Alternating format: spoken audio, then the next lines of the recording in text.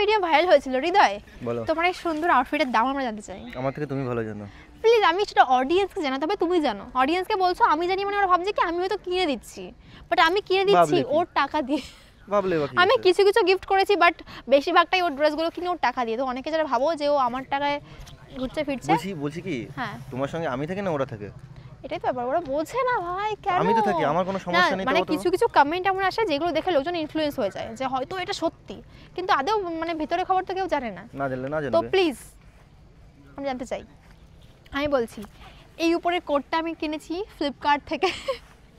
এটা প্রাইস নিয়েছে ওই 700 800 মতন, না 800 টাকা মতন নিল না এটা, 749। 750 টাকা, যাই হোক। আর এটা আমি কিনেছিলাম ওই আগেরটা ব্ল্যাকটা, এটা সেম ছিল 499। আর এই প্যান্টটা অনেক অ্যাফোর্ডেবল, এটা অনেক অ্যাফোর্ডেবল, 699 এ কিনেছিলাম। আর এই জুতোটা আমি জানি না, ওটা অনেক পুরনো।